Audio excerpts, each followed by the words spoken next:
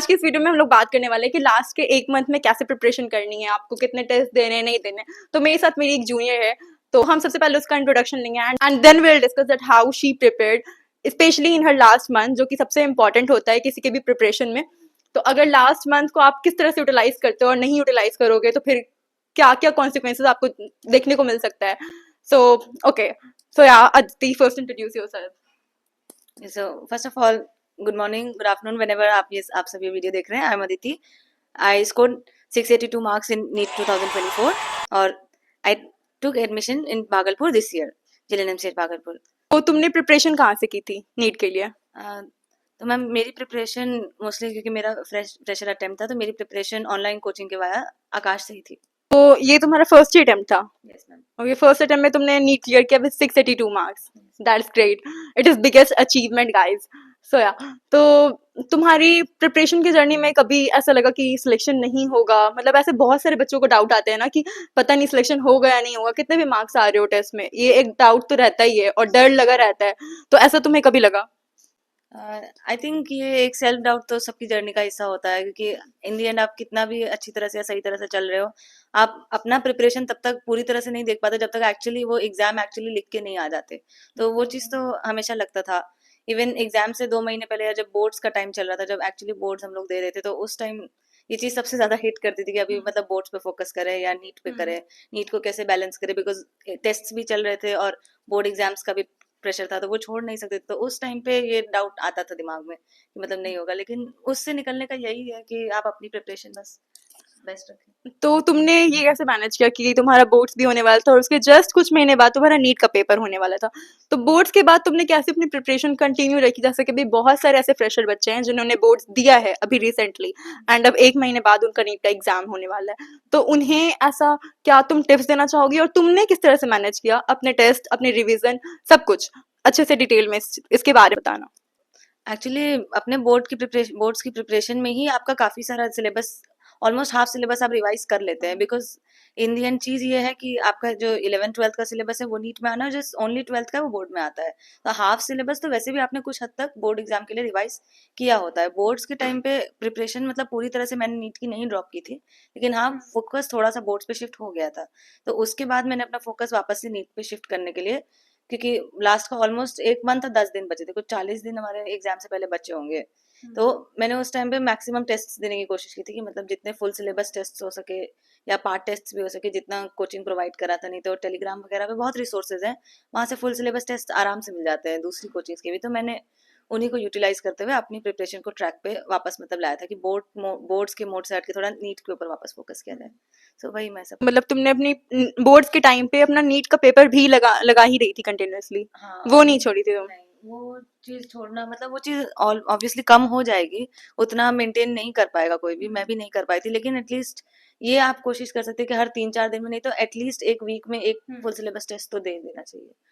और फिर बाद में उस चीज को फिर डेली पे शिफ्ट करने की कोशिश करनी चाहिए कि डेली एक फुल सिलेबस टेस्ट देके एनालाइज इसको कर लिया जाए. ओके, तो लास्ट के 1 मंथ में तुमने रिवीजन कैसे किया पूरे होल सिलेबस को? क्योंकि 11th 12th पूरा रिवाइज करना होता है, 12th तो फिर भी तुम्हारा अच्छा था, तो 11th 12th पूरा का पूरा कैसे रिवाइज किया लास्ट के 1 मंथ? एक्चुअली मुझे लगता है बहुत सारे जो फ्रेशर्स होंगे वो इस चीज पे रिलेट करेंगे कि हम सबका 11th थोड़ा कमजोर रह जाता है, 12th फिर भी हम लोग ठीक तरह से कर लेते हैं. तो मेरे साथ भी सेम चीज है. तो मैंने थोड़ा 12th को सिर्फ रिवीजन पे रख के 11th की थोड़ी प्रैक्टिस करना मतलब स्टार्ट किया था अप्रैल में और मार्च के लास्ट में. और वरना मेरा मॉर्निंग रूटीन एक मैंने रखा था जिससे मैं अपना पूरा सिलेबस रिवाइज कर पाती थी, कि हर दिन फिजिक्स का एटलीस्ट 11th के सारे फॉर्मूला, नहीं तो 12th के, दोनों क्लास में से कोई एक, या तो 11th या तो 12th, उतना. और केमिस्ट्री में इनऑर्गेनिक के 2 चैप्टर, ऑर्गेनिक के 2 चैप्टर एटलीस्ट डेली. और बायोलॉजी में भी सेम चीज, बॉटनी और जूलॉजी के 2-3 चैप्टर एनसीईआरटी के ईच में रीड हर सुबह. वो उतना मैं करने की कोशिश करती थी. उसमें टाइम लगता था इनिशियली 3 घंटे के आसपास, ऑलमोस्ट सुबह ही चला जाती थी. लेकिन लास्ट में आते आते ऑलमोस्ट जब 15 दिन 20 दिन बचे थे, तो वो चीज 1.5 घंटा 2 घंटा पे बैलेंस हो गई थी. तो मेरा मॉर्निंग के 2 घंटे 2 आवर्स बस रिवीजन को ही डेडिकेटेड रहते थे. तो आई थिंक उस चीज ने मुझे काफी हेल्प किया था, फॉर्मूलाज रिटेन रहे थे दिमाग में और फैक्चुअल चीजें याद रखने में हेल्प मिली थी. तो वही लास्ट के 1 मंथ जो बचता है उसमें मल्टीपल टाइम्स रिवीजन करना होता है, और जितनी बार आप रिवाइज करते जाओगे फिर वो, अगर इनिशियली आपको 3 घंटा लग रहा है कुछ रिवाइज करने में, फिर वो धीरे धीरे आपका वो ड्यूरेशन कम होता जाएगा. ओके, तो तुम अब ये बताओ कि तुमने लास्ट के 1 मंथ में टोटल टेस्ट कितने दिए थे, कितने पार्ट वाइज टेस्ट दिए, कितने मॉक टेस्ट दिए टोटल? तो पार्ट टेस्ट आई थिंक मैंने उतने ज़्यादा नहीं दिए होंगे, अराउंड 20। फुल सिलेबस पे मेरा ज़्यादा फोकस था, तो मैंने सारे रिसोर्सेज से मिला के ऑलमोस्ट लास्ट के 1 मंथ में 60-65 टेस्ट दिए होंगे, हर दिन 2 के हिसाब से। तुम एवरी डे 2 टेस्ट Everyday देती 2 थी? टेस्ट। ओके। तो तुम्हारे टेस्ट में मार्क्स कैसे आ रहे थे? तो इनिशियली फुल सिलेबस क्योंकि उतना ज़्यादा अच्छी तरह से कवर नहीं था, तो मार्क्स 600 के आसपास, मतलब 580 600 के आसपास थे जो, लेकिन उसके बाद रिवीजन वगैरह जब मैं करती थी तो मार्क्स इंडियन शूट हो गए थे ऊपर। आई थिंक मैंने लास्ट टाइम तक जो अपने टेस्ट थे उनमें ऑलमोस्ट हर टेस्ट में 650 से ऊपर मार्क्स मेंटेन किए थे। Okay, and finally you scored 682 in NEET exam. Okay, तो इससे भी ज़्यादा कभी मार्क्स आया था टेस्ट में, 682 से ज़्यादा? यस मैम, आए थे। इवन लास्ट के कुछ दिन में आई थिंक मेरे लास्ट के 4-5 पेपर्स में मैंने ऑलमोस्ट हर पेपर में 690 से ऊपर, इवन एक पेपर में मैंने 710 स्कोर किए थे। तो हाँ, ज़्यादा भी आए हैं, कम भी आए हैं। तो ये टेस्ट के अगर अच्छा मार्क्स आता है तो उससे कॉन्फिडेंस आ जाता है, तो हाँ। कहीं ना कहीं तुम्हें भी कॉन्फिडेंस आ गया होगा कि सिलेक्शन तो होगा, यस मैम। है ना? लास्ट के ये तो पता था कि हो तो जाएगा, हो तो जाना चाहिए इस साल। ये तो पता था कि हो जाएगा, बस इतना था कि अपना बेस्ट एफर्ट दे सके और मैक्सिमम मार्क्स स्कोर कर सके। अच्छा, लाइक तुम्हारे तो टेस्ट में अच्छे मार्क्स आ रहे थे तो तुम हर दिन 2 टेस्ट दे रही थी। लाइक अगर किसी बच्चे के कम मार्क्स आ रहे, 690 नहीं आ रहे, 650 आ रहे, 640 आ रहे, 600 के बिलो आ रहे, तो क्या उन्हें भी 2 टेस्ट देना चाहिए या कम देना चाहिए? आई थिंक अगर टेस्ट में जब तक 600 से ऊपर मार्क्स रह रहे हैं टेस्ट में, तब तक मुझे लगता है 2 टेस्ट देना आपके लिए प्रोडक्टिव रहेगा। बिकॉज इन दी एंड आपकी छोटी छोटी ही मिस्टेक्स बाकी होंगी जिन पे आप एनालाइज करके, रीएनालाइज करके, रिवाइज करके आप उस गैप को फिल कर सकते हैं। लेकिन मार्क्स अगर लाइक 580 उससे नीचे है, 550 के आसपास है, तो मुझे लगता है हर दिन एक टेस्ट देते हुए आपको थोड़ा रिविजन और प्रैक्टिस पे पहले फोकस करना चाहिए। बिकॉज इंडियन टेस्ट भी एक तरह की प्रैक्टिस ही है, हम न्यू क्वेश्चंस देखने के लिए ही टेस्ट देते हैं, तो बस। तो यार तुम्हारी तो प्रिपरेशन काफ़ी अच्छी चल रही थी, जैसे तुम 690 प्लस 710 भी स्कोर कर रही थी। तो लास्ट का 1 मंथ कितना इम्पोर्टेंट होता है? अभी तुम जस्ट इस फेज से गुजरी हो और फिर उससे निकली हो और तुम्हें फिर मेडिकल कॉलेज मिला, तो ये तो खुशी अलग होगी। लेकिन जब तुम ऑलरेडी उस फेज में थी तो ये थोड़ा ट्रॉमेटाइज भी हो जाता है क्योंकि इतना ज़्यादा प्रेशर होता है। तो लास्ट के 1 मंथ कितना इम्पोर्टेंट है? कितना रिवीजन करना चाहिए? कितनी बार एनसीईआरटी पढ़ना चाहिए? कितनी बार अपने शॉर्ट नोट्स को रिवाइज करना चाहिए? शॉर्ट नोट्स इंपॉर्टेंट है या नहीं है? टेस्ट की प्रॉपर एनालिसिस इंपॉर्टेंट है या नहीं है? इन सब के बारे में तुम थोड़ा हमारे बच्चों को बता दो। आई थिंक लास्ट का महीना एक्चुअली काफी चैलेंजिंग रहता है, काफी ट्रॉमेटाइजिंग रहता है एक तरह से, मतलब मेंटली भी और इवन एकेडमिकली भी, क्योंकि थोड़े से भी मार्क्स ड्रॉप करते हैं तो लास्ट के 1 महीने में जितनी वो चीज हिट करती है वो 6 महीने पहले उस हिसाब से हिट नहीं कर रही होती है। मतलब 6 महीने पहले अगर किसी को 500 मार्क्स आ रहे होते तो वो उतना सीरियसली उस चीज को नहीं लेता जितना वो 1 महीने पहले उस चीज को लेगा। तो एक मेंटल प्रेशर तो लास्ट के मंथ में रहता ही है, लेकिन आई थिंक उस मेंटल प्रेशर को आप एक तरह से अपनी ताकत बना सकते हो, उसको अपने मोटिवेशन की तरफ हार्नेस कर सकते हैं, क्योंकि इन दी एंड मुझे लगता है जितना प्रेशर में हम इफेक्ट होते हैं, हम प्रेशर में उस हिसाब से परफॉर्म भी कर पाते हैं।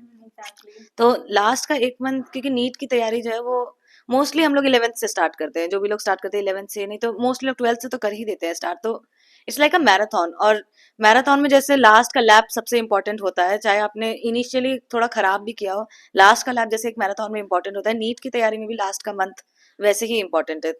लास्ट के मंथ में इवन पढ़ाई करके जो गैप आपके पिछले 6 महीने के साल भर के होते हैं वो आप कवर कर सकते हैं, अगर आप लास्ट के मंथ को इनफ अच्छी तरह से यूटिलाइज करें तो I think short notes are not everyone's thing, not everyone's cup of tea, लेकिन मुझे शॉर्ट नोट्स ने डेफिनेटली हेल्प की थी। तो अगर आपके पास पहले से शॉर्ट नोट्स हैं जो आपने बना रखे हैं, जिनको कभी ना कभी आपने खोल के देखा है, तो वो शॉर्ट नोट्स डेफिनेटली आपकी हेल्प करेंगे। नहीं तो शॉर्ट नोट्स एकदम नेसेसरी मुझे नहीं लगते, क्योंकि मैंने अपने शॉर्ट नोट्स बनाए थे आई थिंक 6 मंथ्स पहले नीट से, 11th के पहले से थे, 12th के मैंने 6 महीने पहले ही बनाना स्टार्ट किया होगा, तो एग्जाम से 3 महीने पहले मेरे पास तैयार थे वो। तो मैंने शॉर्ट नोट्स 1 महीने पहले नहीं उठाए थे बनाने के लिए, वो मैं रेकमेंड नहीं करूंगी कि आप 1 महीने पहले बनाए।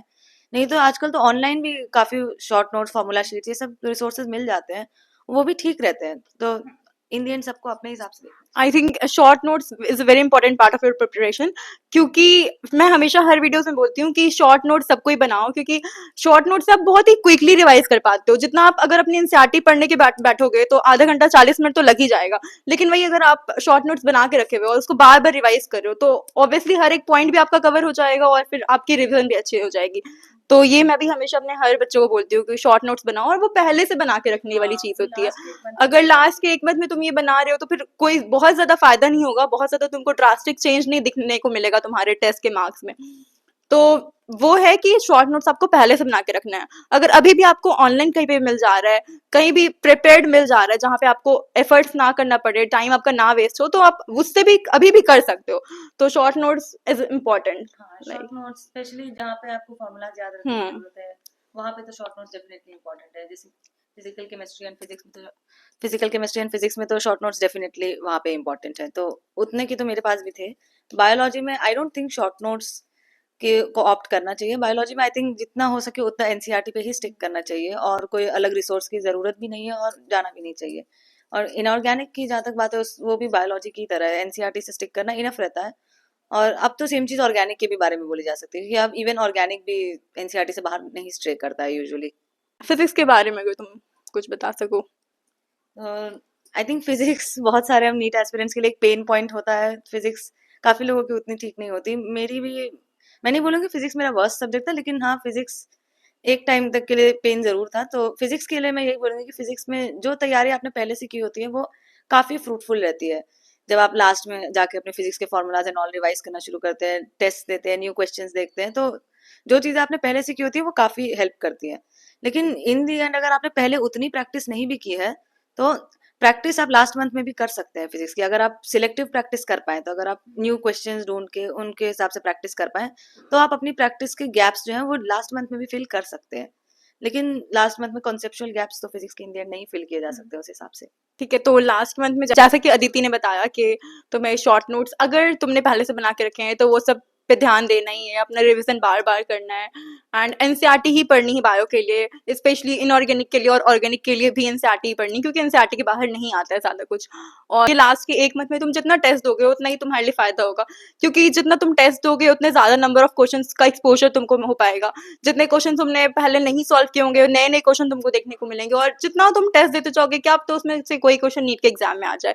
टेस्ट बहुत ज़्यादा भी देना शुरू कर दो, हर दिन कम से कम एक टेस्ट दो, वीक में 2 टेस्ट दो। अगर किसी के बहुत कम मार्क्स आ रहे, 300 आ रहे, 400 आ रहे हैं और बिल्कुल भी कॉन्फिडेंस नहीं आ रहा, मतलब लग रहा है कि टेस्ट देने से कोई फायदा नहीं है, तो 2 टेस्ट दो, 3 टेस्ट दो वीक में एटलीस्ट, जिसके बहुत कम मार्क्स आ रहे हैं, क्योंकि टेस्ट देना कहीं ना कहीं तुम्हें बहुत फायदा करेगा। अगर तुम अपने टेस्ट की प्रॉपर एनालिसिस कर रहे हो तो, या फिर सिर्फ टेस्ट दे के छोड़ देने का भी कोई पॉइंट नहीं है। बहुत सारे बच्चे सिर्फ बायो दे देते हैं, फिजिक्स और केमिस्ट्री छोड़ देते हैं, तो इसका भी कोई फायदा नहीं है। टेस्ट जब भी दो तो पूरे के पूरे सब्जेक्ट का दो। एट द एंड मैं यही बोलना चाहूंगी सभी बच्चों को कि अपनी जितनी भी प्रिपरेशन, जो भी स्पीड से तुम कर रहे हो, अपनी प्रिपरेशन बढ़ा दो, क्योंकि ये लास्ट का एक महीना तुम्हारे जो भी गैप होते हैं उन सभी गैप को कवर कर देता है।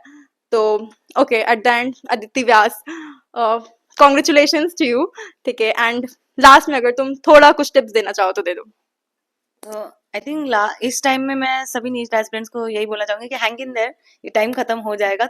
थोड़ा मेंटली डिमांडिंग है, थोड़ा चैलेंजिंग है, लेकिन अपनी तैयारी पे कॉन्फिडेंस रखो, अपने ऊपर कॉन्फिडेंस रखो, और इन दी एंड इस टाइम में जितना जरूरी है अपनी एकेडमिक स्किल्स को इन्हांस करना, अपनी एकेडमिक गैप्स को फिल करना है, उतना ही जरूरी अपना ख्याल रखना भी है। तो अपना ख्याल रखने पे फोकस करिए, टाइम से सोइए, टाइम से उठिए, अपनी डाइट का ख्याल रखिए, क्योंकि इन दी एंड ये चीजें भी जितना हम लोग सोचते हैं उससे ज्यादा हमें इफेक्ट करती हैं उस एग्जाम वाले दिन पे। क्योंकि उस एग्जाम वाले दिन पे जो जो चीजें गलत हो सकती हैं वो चीजें गलत हो जाएंगी, तो अपनी तरफ से कोई गैप्स नहीं छोड़ने चाहिए। तो इन दी एंड में यही बोलूंगी कि अपनी प्रिपरेशन के साथ अपना भी ख्याल रखें और ज्यादा स्ट्रेस नहीं ले, सब ठीक रहेगा।